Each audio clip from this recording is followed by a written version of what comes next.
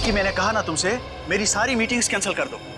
हाँ हाँ, दिल्ली वाली मीटिंग भी। मैं बहुत ही बड़ी मुसीबत में फंस गया हूँ, मैं घर से बाहर नहीं निकल सकता हूँ। अजीब मुसीबत है, पैसा कम हो तो गरीबी परेशान करती है, और जब पैसे ज्यादा आ जाते हैं तो इनकम टैक्स वाले साथ आते हैं। ये तो अच्छा हुआ मुझे पता चला कि रेड पड़ने वाली है, नहीं तो पता नहीं क्या हो जाता। हाँ हाँ, कैसे भी करके सारा पैसा मुझे घर से बाहर लेके जाना है, और उसके बाद मैं शहर से कहीं दूर छुट्टियां मनाने चला जाऊंगा। ठीक है, मैं बाद में तुमसे बात करता हूं।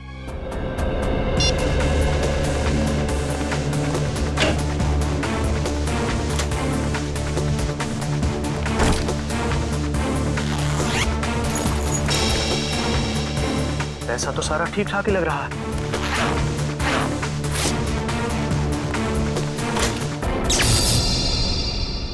अरे, ये लाइट कैसे चली गई? ऐसे तो कभी जाती नहीं है लाइट।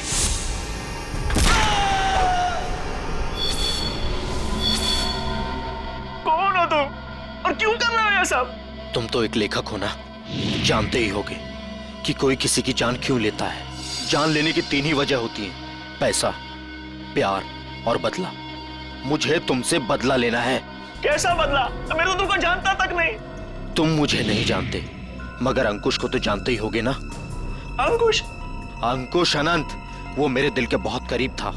तुमने उसकी जान ली, अब मैं तुम्हारी जान लूंगा। अंकुश आनंद की मौत का बदला?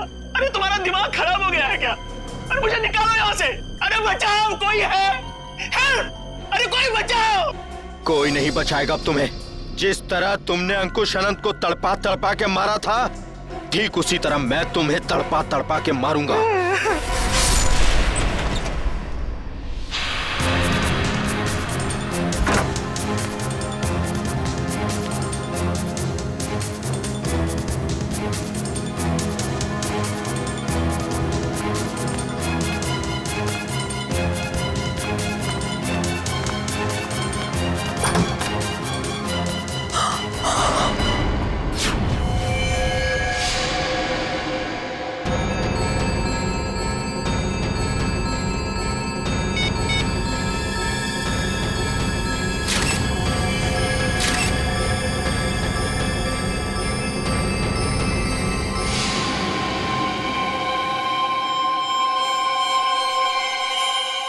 ये क्या है? चाकू।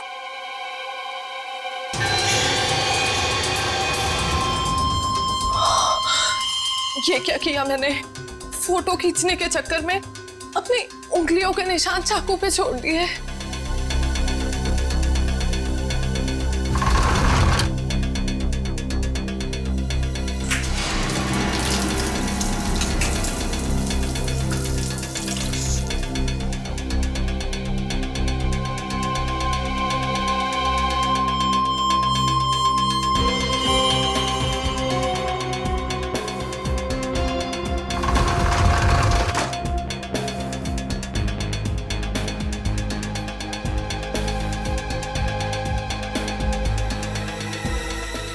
अभी बाहर के पब्लिक फोन से सीआईडी को फोन कर देती हूँ।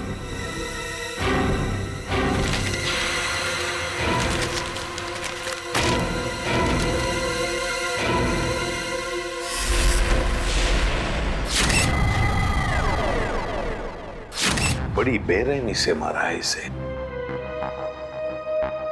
गला तो पूरा चीर के रखा है। देखने से लगता है कि खूनी के दिल में इसके लिए बहुत नफरत थी। हाँ, बदला लेने के लिए किया गया खून है ये। वरना ये देखो, एक पैसे को हाथ नहीं लगाया, एक पैसे को भी।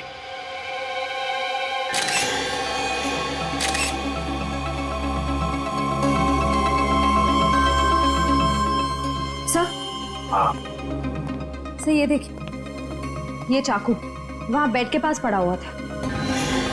सर, इस चाकू पे तो जरा भी खून नहीं लगा हुआ है, बिल्कुल साफ है। श्रेया, स्प्रे मार के देखो जरा। सर,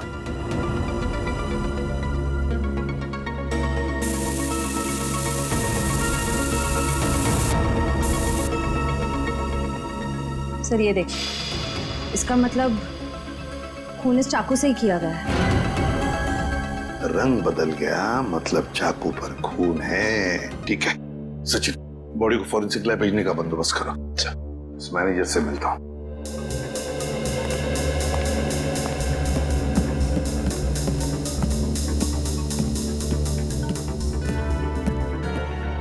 सर ये सब कैसे हो गया सर?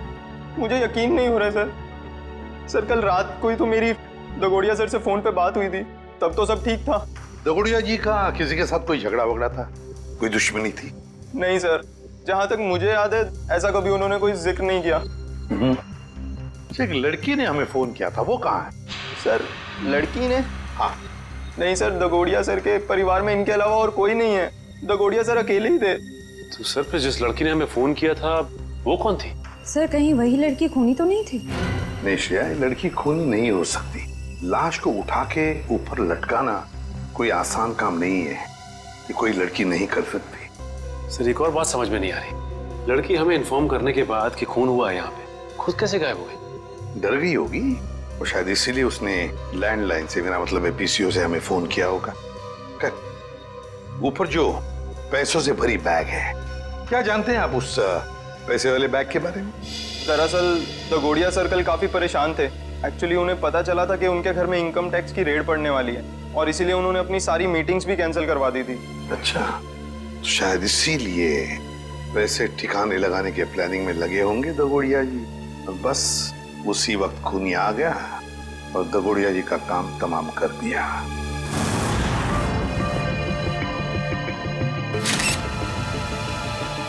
एक मिनट, ये देख रहे हो इसके गाल पर ये नीला नीला निशान? हाँ सर। ये देखो, ये निशान दोनों तरफ। ये कोई जहर का चक्कर तो नहीं? हो सकता है सर, लेकिन वैभव ऐसा लगता है जैसे ये उंगलियों का निशान है। कहीं ऐसा तो नहीं कि खूनी ने इसका मुंह दबाने की कोशिश की हो? इसे देख के तो ऐसा ही लग रहा है सर। पर क्यों? कहीं ऐसा तो नहीं कि खूनी इसका मुंह खोलना चाहता हो सकता है। इसका मुंह देखना चाहिए खोल के।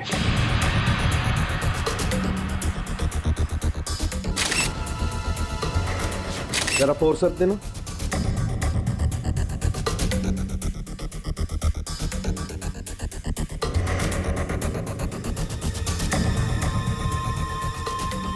ये देखो, इसके मुंह में ये कागज का टुकड़ा, क्या हो सकता है ये?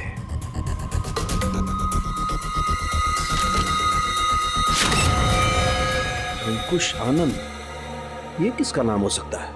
खूनी अपना नाम लिख करके तो कागज का टुकड़ा इसके मुंह में डालेगा नहीं सर। फिर ये चक्कर क्या है? अरे देखो, कागज के दोनों तरफ खून भी लगा हुआ है।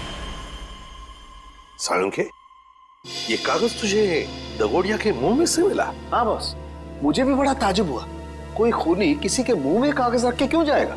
सर ये भी तो हो सकता है कि ये कागज खूनी ने उनके मुंह में ना रखा हो, बल्कि उन्होंने खुद मरने से पहले ये कागज खूनी से बचाने के लिए अपने मुंह में खुद ही डाल दिया।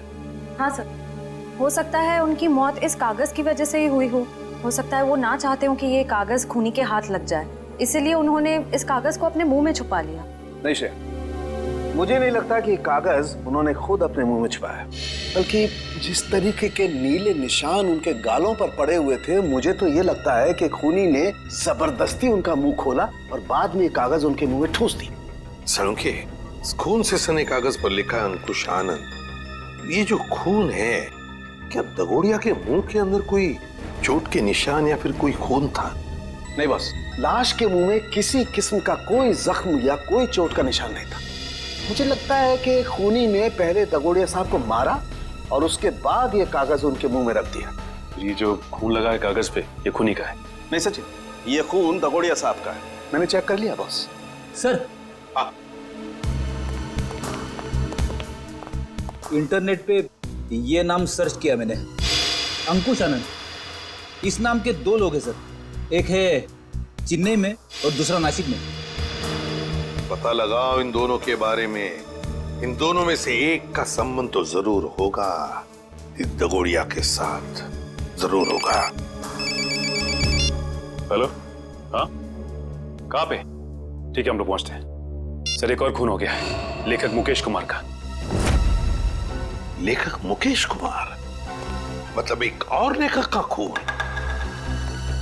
तो फिर जरूर इस मुकेश कुमार और दगोड़िया के खून में कोई ना कोई संबंध है, कोई ना कोई संबंध जरूर है।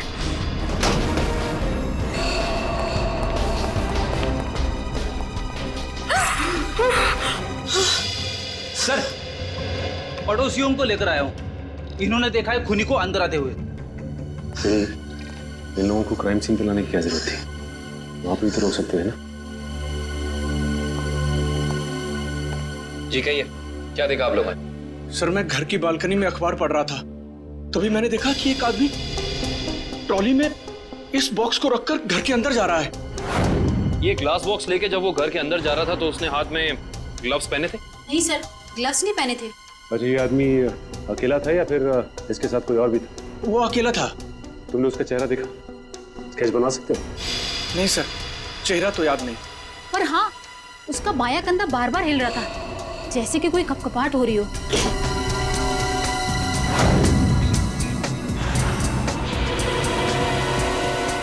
Kevin, yes sir. एक मिनट।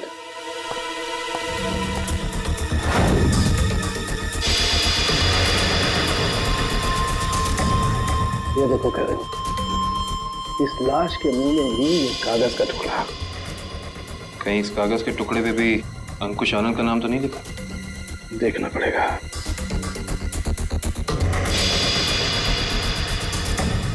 इस पे तो रिजू कालिया लिखा हुआ। रिजू कालिया?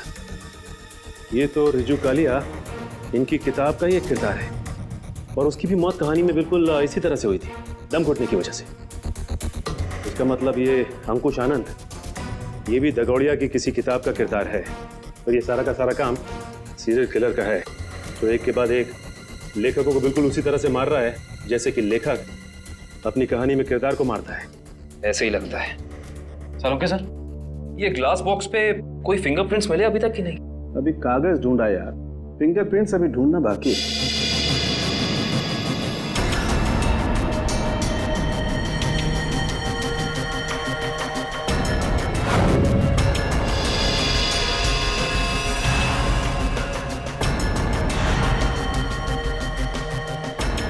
मैग्नीफाइंग ग्लास देना जरा।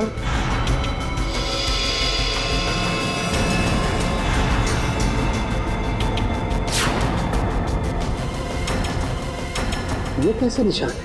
कैसे निशान मतलब? डैडी, मैंने अपनी पूरी जिंदगी में उंगलियों के निशानों पर अंग्रेजी के अक्षर छपे हुए नहीं देखे। उंगलियों के निशानों पे अंग्रेजी के अक्षर? हाँ काबिल, दिखाता हूँ। जरा ग्लास दे। ये लीजिए।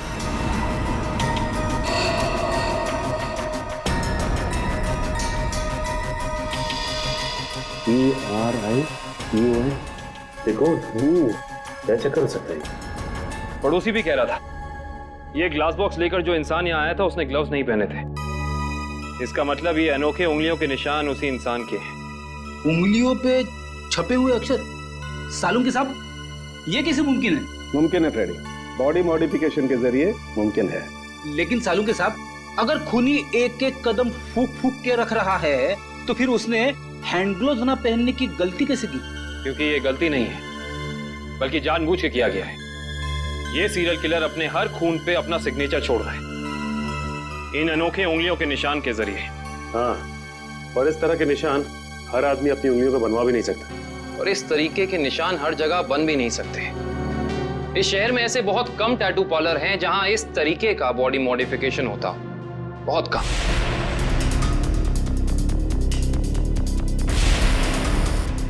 यस, ये बॉडी मॉडिफिकेशन आपने किया है? No sir. क्या आपने बनाया?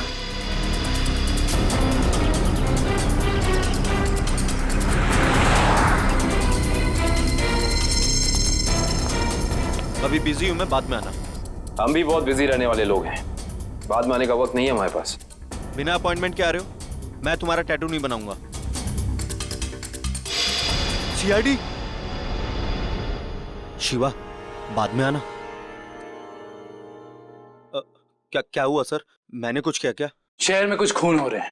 खून? किताब लिखने वाले लेखकों के। लेखकों के? पर मैं तो टैटू आर्टिस्ट हूँ सर, मेरा क्या लेना देना इससे?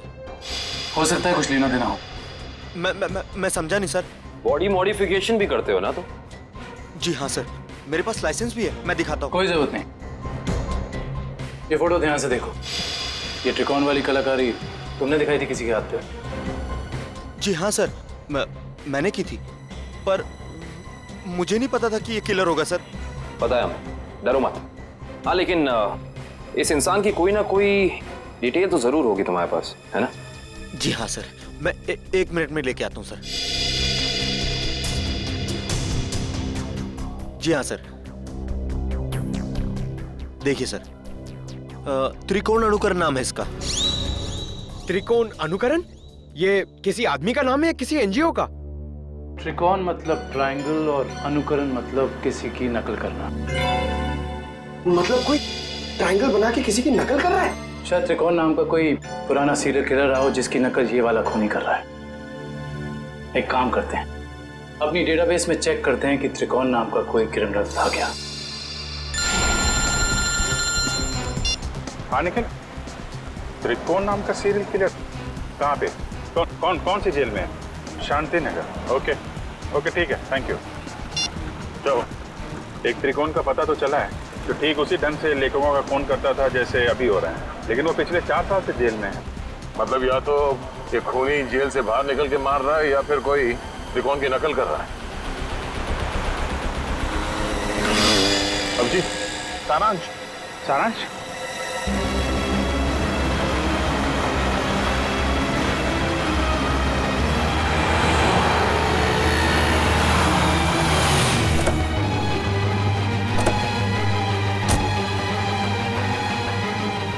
सारांश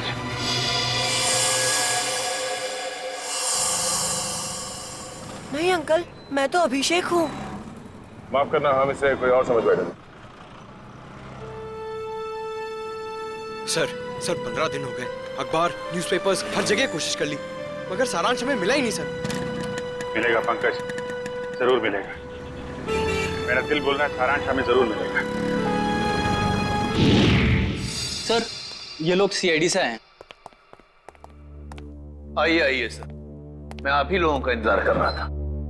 त्रिकोण से मिल सकते हैं हम लोग? हाँ हाँ क्यों नहीं, पर सर मुझे नहीं लगता कि त्रिकोण ये सारे खून कर रहा है, क्योंकि इस जेल से बाहर निकलना बिल्कुल ही नामुमकिन है। अच्छा, इस त्रिकोण का स्वभाव कैसा है अभी यहाँ इस जेल में? हिंसक और खतरनाक ही है या? नहीं नहीं सर, ऐसा बिल्कुल भी नहीं है। वो तो बहुत ही शांत और सुलझा हुआ है। मैं तो खुद चाह रहा था कि सरकार से अपील करूं कि उसकी सजा माफ कर दी जाए। अब ये कोई संयोग तो नहीं हो सकता कि कोई उसकी नकल करके खून कर रहा है? हाल ही में कोई आया था उससे जेल में मिलने के लिए? नहीं सर, आप तो जानते हैं कि वो स्पेशल सेल में है, और स्पेशल सेल में बाहर वाला तो क्या, कोई जेल का कैदी भी उससे नहीं मिल सकता। चलिए जरा मिल लेते हैं।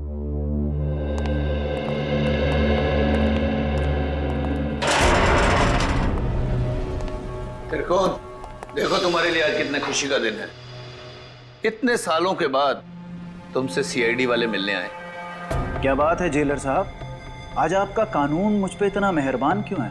मेहरबान नहीं हुआ, बस ये समझ लो कि तुमसे ये पूछने आए कि जेल में बैठे बैठे तुमने दोबारा खून करना कैसे शुरू कर दिया? कमाल है आप लोगों का भी।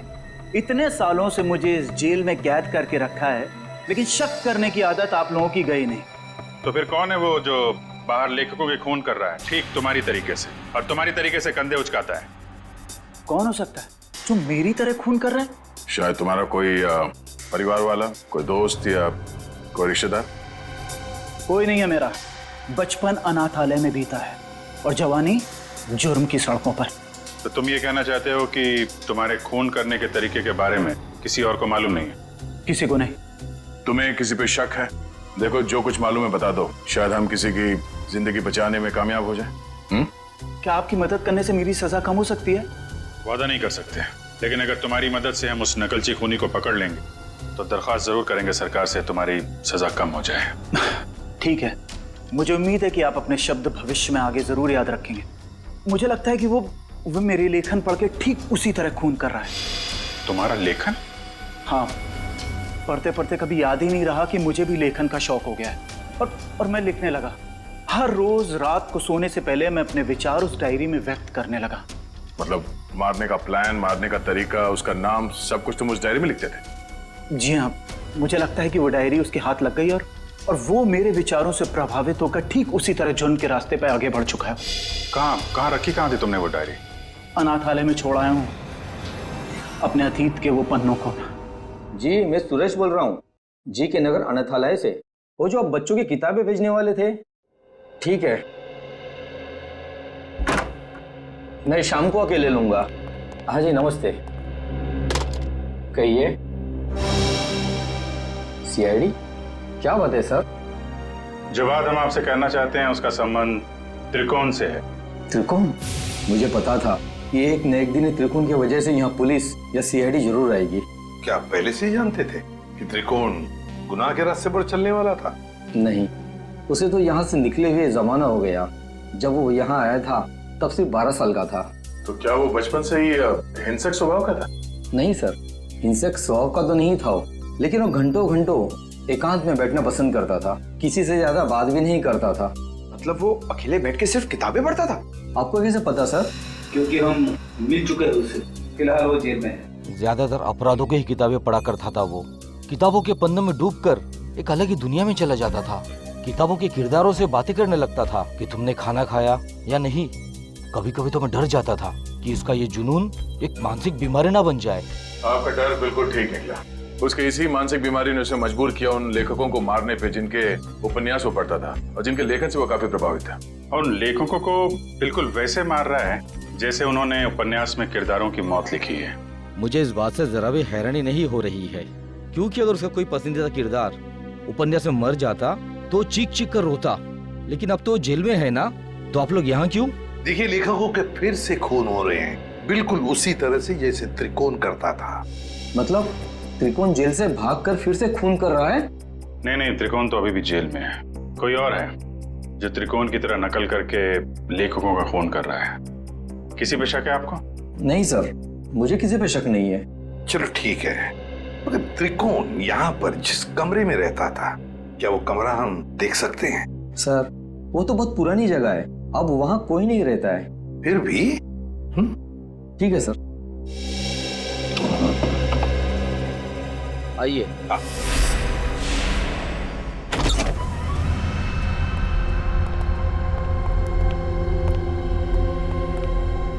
तो ये है त्रिकोण का कमरा।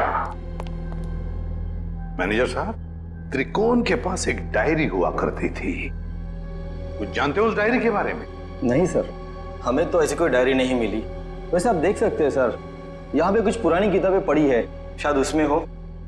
देखो फ्रेंड, किताबों को ऐसे क्यों रखा गया? संभाल के क्यों नहीं रखा? ऐसे तो दीमक खा जाएंगे इसे। माफ करना सर, दरअसल इस कमरे की तरफ मैंने ध्यान ही नहीं दिया।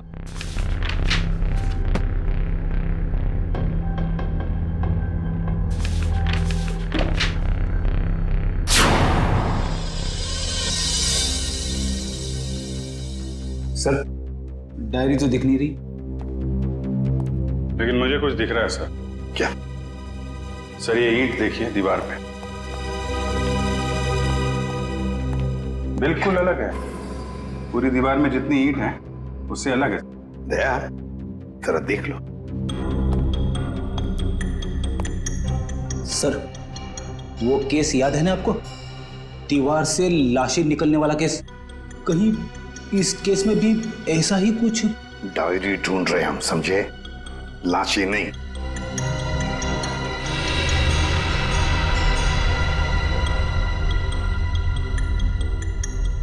नहीं फ्रेडी, या लाश तो दूर, एक किताब भी नहीं रख सकते हैं। सर, देखिए, फाइल कार्ड है। हाँ, त्रिकोण। मतलब वो नकलची खूनी डायरी निकाल के ले गया। अभिजीत, ये जरूर त्रिकोण के डायरी का कवर है। मतलब यहाँ जो भी आया था वो जानता था कि त्रिकोण ने अपनी डायरी कहाँ छुपा के रखी है। ये यहाँ त्रिकोण के बाद में कोई रहता था? हाँ सर, एक लड़का रहा करता था, सुंदर नाम था उसका। ये सुंदर बाद में भी कभी आया था यहाँ इस कमरे में? हाँ सर, आया था। महीने भर पहले वो मुझसे मिलने आया था और कुछ दिन यहाँ रहा भी हो, अपनी पुरानी यादें ताजा करने के लिए। अच्छा, सुंदर। सुंदर का पता तो होगा ना आपके पास?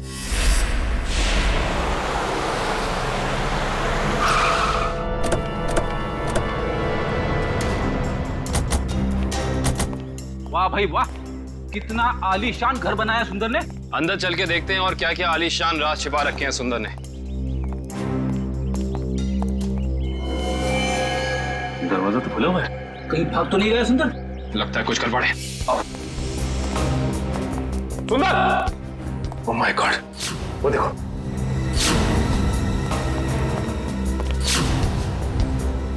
लगता है ये मर चुका है। गोली मारकर जान ली है इसकी, वो भी 3-3 गोलियां। खून भी गीला है, मतलब कातिल आसपास ही है, यहीं कहीं। गोली चलने की आवाज इस तरफ से, चलो देखते हैं।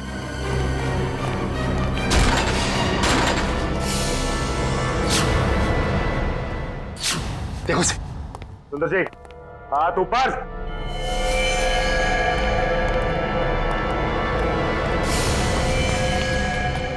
माय गॉड, खूनी बाहर है। दिव्या, विक्रम, पकड़ो उसे। लगता है ये हमें कुछ बताना चाहते हैं। हाँ कभी।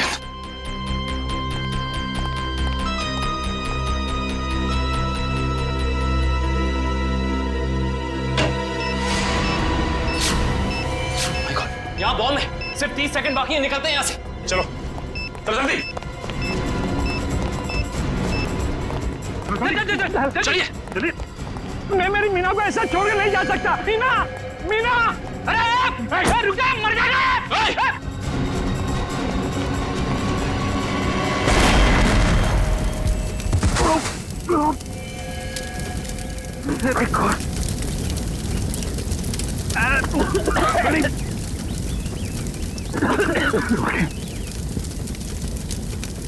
लगता है बीवी और नौकर के साथ साथ सुंदर जी भी मारे गए। सर, आप लोग ठीक तो हैं सर? हाँ, हम सब ठीक है। उस खूनी का क्या हुआ? सर, वो निकल गया। निकल गया? वाह, मतलब तुम लोग समझ पाने से पहले ही ब्लास्ट हो गया। वो आदमी तुम्हारे हाथ से निकला और ब्लास्ट पे मर गया। वाह। हाँ सर, वो सुंदर की पत्नी और नौकर को तो पहले ही मार चुका था। बस वो यही चाहता था कि सुंदर भी मर जाए और हम ये केस बंद करते हैं। सचिन, तुम्हारे कहने का मतलब है कि सुंदर असली सीरियल किलर नहीं है? नहीं सर, उस किलर को हमने भागते हुए देखा सर। हम लोग उसे पकड़ नहीं पाए। सर एक बात और, जब वो भाग रहा था तो अपने कंधे को बार बार झटक रहा था सर। असली किलर भागते हुए कंधे झटक रहा था। सुंदर असली किलर नहीं है तो फिर ये असली त्रिकोण का अनुकरण करने वाला, उसकी कॉपी करने वाला त्रिकोण अनुकरण, ये जो भी कोई है जो हमें फंसाने की, गुमराह करने की कोशिश कर रहा है, इससे तो अब हम उसी की खुद के ही जाल में फंसा देंगे। हेलो, एक और खून? लेखक कुशल। ठीक है माता। लेखक कुशल का खून? ये त्रिकोण अनुकरण तो खून पे खून किए जा रहा है। लेकिन सर, ये त्रिकोण अनुकरण एक के बाद एक लेखकों को ही क्यों मार रहा है? वही तो फ्रेडी, वही तो 3-3 लेखकों को मार चुका है ये त्रिकोण अनुकरण। जरूर इसके पीछे कोई ना कोई राज है, कोई ना कोई राज है जो असली त्रिकोण हमसे छुपा रहा है। सुंदर बॉम्ब ब्लास्ट में मारा गया? हाँ, और उसके बाद एक और लेखक कुशल का भी खून हो गया। अभी तो आप कह रहे थे कि सुंदर ही वो नकलची खूनी है। अगर सुंदर मारा गया तो फिर कुशल को किसने मारा? बंद करो ये ड्रामा, समझे? सुंदर के घर के बाहर जो मुजरिम भाग रहा था वो भी अपने कंधे को वैसे ही झटक रहा है जैसे तू झटक रहा है। अब ये बताओ कि तुम इस जेल से बाहर जाते कैसे हो? हाँ? राज क्या है इसके पीछे? साहब, कैसी बातें करते हैं आप? हैं? आम जेल से कैदी का भागना इतना मुश्किल है, तो फिर आपको लगता है कि मैं इस खास जेल से इतनी पहरेदारी होने के बावजूद भाग सकता हूँ? तुम्हारे अनाथालय वाले कमरे में सुंदर के अलावा कोई और नहीं रहा था, तो वो डायरी किसी और ने कैसे पढ़ी? किसी ने वो डायरी पढ़ी या नहीं पढ़ी ये मुझे नहीं मालूम है, लेकिन मेरी डायरी में अगला नाम उस कुशल का था जिसे मैं मारना चाहता था। मतलब उस लिस्ट में किस किस के नाम है तुम्हें अभी भी याद है? जी, मेरे पास लिस्ट है, आप चाहें तो मैं उसकी एक कॉपी दे सकता हूँ।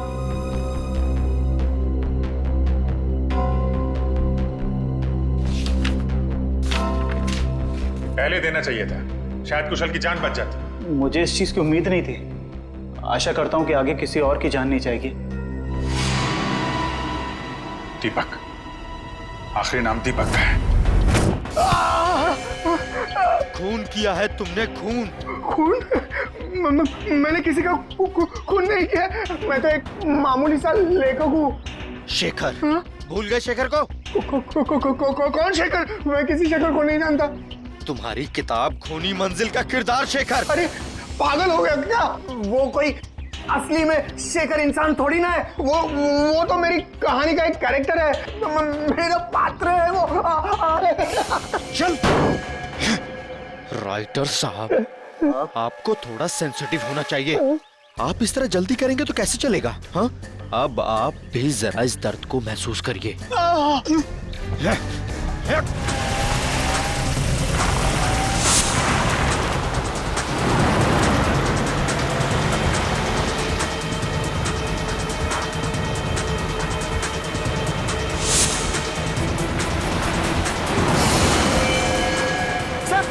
चल दीपक जाओ गाड़ी में।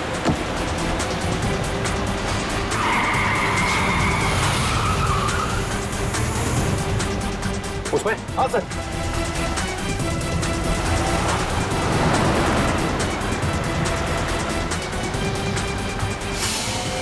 आज ये नकलची लंगूर हमारे हाथ से बचेंगे नहीं।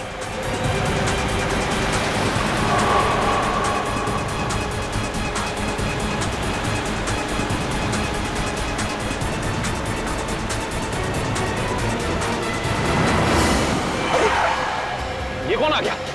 कोई शराबी होगा सर, इसकी वजह से हमारा खून ही हाथ से निकल जाएगा।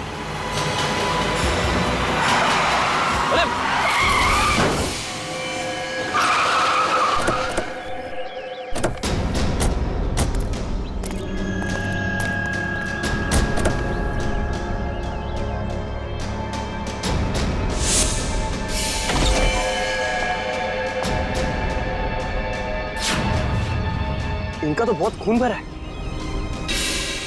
सर वो फोटोज कैसी है? फोटोज? एक सेकंड।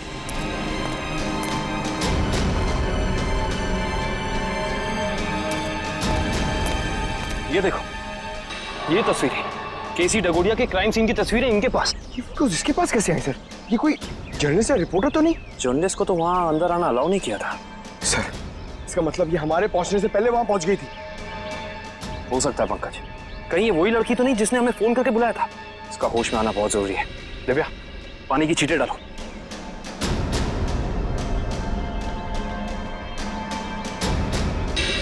मैडम आप ठीक तो हैं? आप ठीक तो है ना? हाँ मैं ठीक हूँ। हम लोग सीआईडी से हैं। ये तस्वीरें आपके पास कहाँ से आई? वो देखिए मैडम, जो भी आपको पता है हमें सब साफ साफ बता दीजिए, वरना इन लेखकों के खून में आप फंस जाएंगी। देखिए सर, मैं तो डगोरिया साहब की असिस्टेंट हूँ। वो मेरी मदद कर रहे थे मेरा पहला क्राइम नॉवल लिखने में, लेकिन उस दिन जब मैं उनके यहाँ पहुंची तो उनका खून हो चुका था। फिर मेरे दिमाग में एक आइडिया आया, मैंने सोचा कि क्यों ना मैं इस पे एक नॉवल लिखूं। बस इसीलिए मैं आप लोगों का पीछा कर रही थी, ये जानने के लिए कि आप लोग कातिल को कैसे पकड़ेंगे। आप हमारा पीछा कर रही थी, इसका मतलब आप जानती थी कि हम कौन हैं? हाँ। अपनी नॉवल में ये भी लिख देना कि तुम्हारी वजह से खूनी हमारे हाथ से निकल गया। देखिए सर, मुझे माफ कर दीजिएगा, मैंने ये सब जानबूझ के नहीं किया। वो मेरी गाड़ी का ब्रेक अचानक फेल हो गया था, इसीलिए। सुनिए, अगर आपकी इस गलती की वजह से दीपक को अपनी जान गंवानी पड़ी ना, तो ये कानून आपको कभी माफ नहीं करेगा।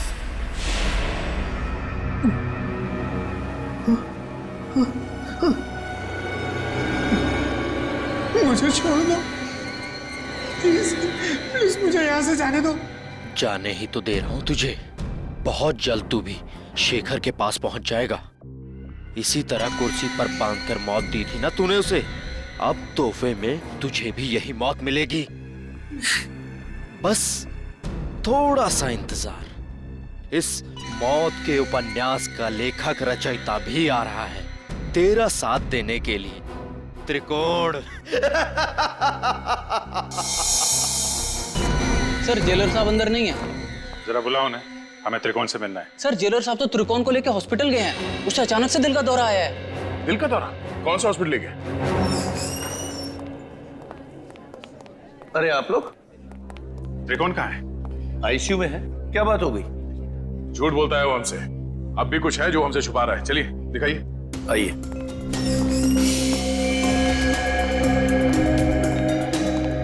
कहाँ ये त्रिकोण कहाँ है? अभी तो यही था, कहाँ चला गया? सर कहीं वो हॉस्पिटल से भाग तो नहीं गया दीपक को मारने के लिए? भाग कैसे सकता है? यहाँ कौन था? कौन वार्ड बॉय था यहाँ पे? सर मकरंद था। ये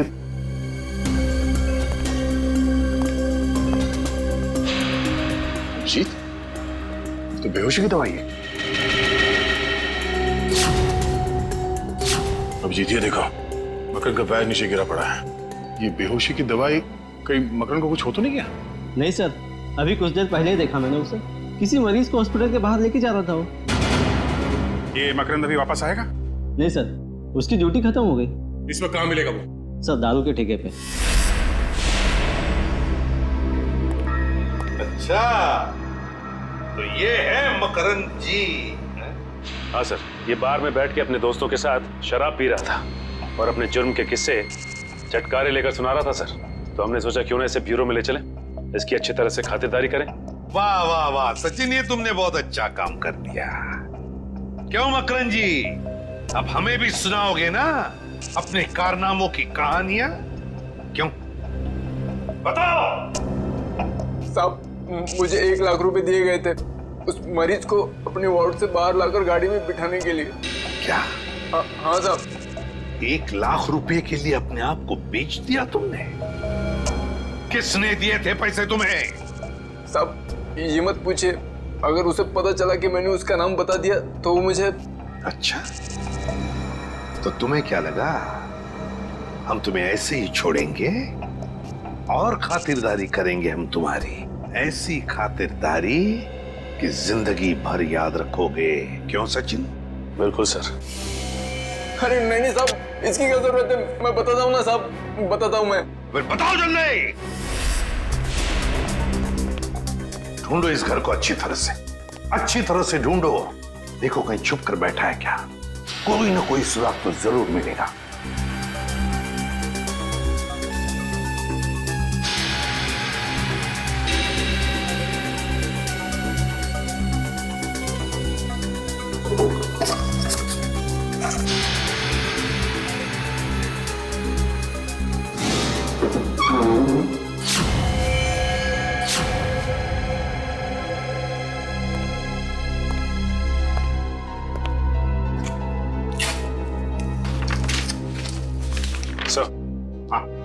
ये देखिए सर, ये कैबिनेट के पीछे कुछ रखा हुआ था। कागज है? हाँ सर, पेपर्स ही है। डायरी के पन्ने हैं? अरे ये तो त्रिकोण की डायरी के पन्ने हैं। यही तो हम ढूंढ रहे थे उस अनाथ आश्रम में। माय गॉड, क्या हुआ सर? श्रेया, इसमें लिखा है कि दीपक वो आखिरी लेखक है, दीपक जिसकी वो जान लेना चाहता है। इसका मतलब दीपक की जान को खतरा है? सिर्फ दीपक की जान को ही नहीं, उसके अपनी जान को भी, क्योंकि दीपक को मारने के बाद लगता है उसकी जिंदगी का मकसद पूरा होता है और फिर वो अपनी जान खत्म करना चाहता है। मतलब सर, इस नकलची खूनी ने त्रिकोण को सिर्फ इसलिए अगवा किया हॉस्पिटल से ताकि वो उसे मार सके, और फिर वो उन दोनों को वहीं पे मारेगा सचिन, वहीं पे मारेगा जहां से लेखन शुरू हुआ है, उस अनाथ आश्रम में, उस अनाथ आश्रम के कमरे में। ये ठीक नहीं है, इसका अंजाम बहुत बुरा होगा। तुम्हें अंजाम की फिक्र कब से होने लगी त्रिकोण? और ये सारा खेल तो तुमने ही रचा था। मैं तो बस इसे इसकी मंजिल तक पहुंचा रहा हूँ। मुझे अपने द्वारा रचे इस गुनाह की गहराई का अंदाजा हो गया है। हम दोनों को मारकर भी तुम्हें वो शांति नहीं मिल सकती जिसके लिए मैंने इतने खून किए।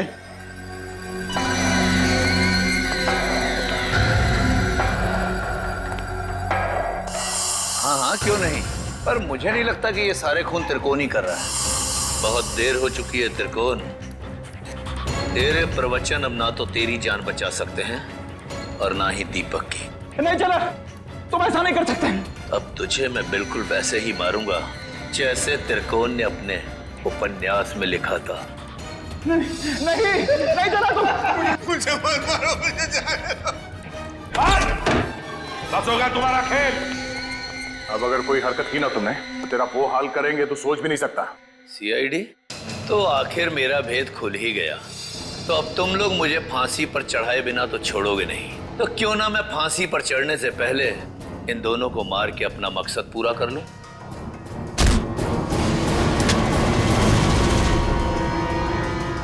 जेलर साहब उर्फ त्रिकोण अनुकरण बहुत झोंक लिया दुनिया की आंखों में धूल। आगे की कहानी हम तुमसे ही सुनेंगे। बताओ जल्दी, क्यों मारा तुमने?